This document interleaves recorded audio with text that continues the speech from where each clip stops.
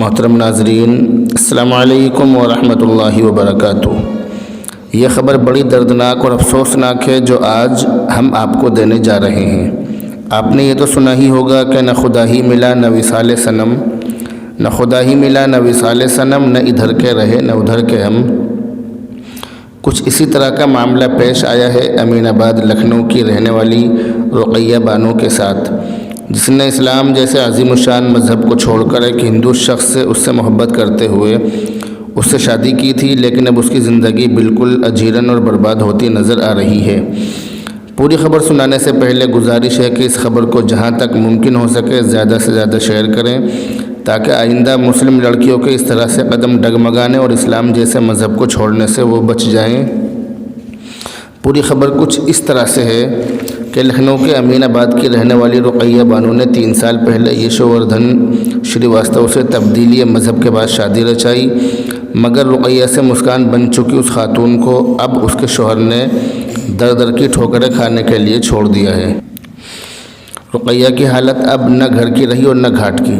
اس پر المیہ یہ ہے کہ اب دونوں ہی کنبے اس سے دوری اختیار کر رہے ہیں۔ رقیہ کے مطابق شادی کے دن ہی اس کے رشتے میں دراڑ پیدا ہونا شروع ہو گئی تھی۔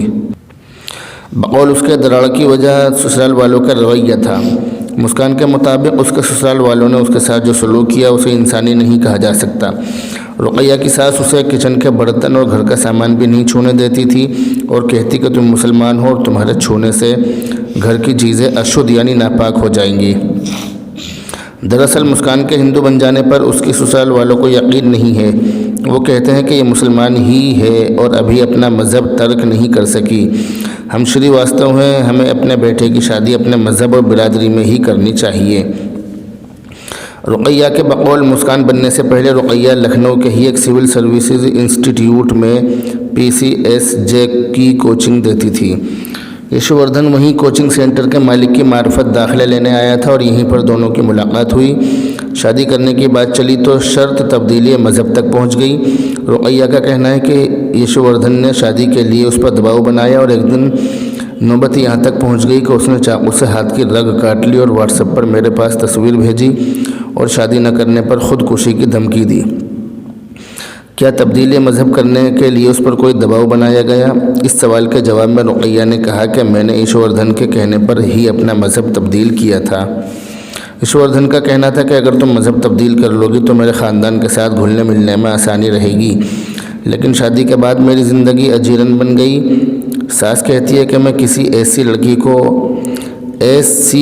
کو تو اپنے بیٹے کی بہو بنا سکتی ہوں، لیکن تمہیں یعنی مسلمان کو نہیں۔ مجھے گھر کا سامان چھونے نہیں دیا جاتا تھا، یہاں تک کہ ایک کمرے سے دوسرے کمرے میں جانے پر بھی گالیاں دی جاتی تھی۔ مجھے صرف اپنے شوہر کے ساتھ سونے کی اجازت تھی، جس پر میں سوچتی تھی کہ میں کوئی استعمال کی چیز ہوں۔ میں مسلمان سے ہندو بن چکی ہوں، پھر بھی مجھے گھر میں ہو رہی پوجا میں شامل نہیں ہونے دیا جاتا تھا۔ بہرحال میری کہانی بہت دردناک ہے۔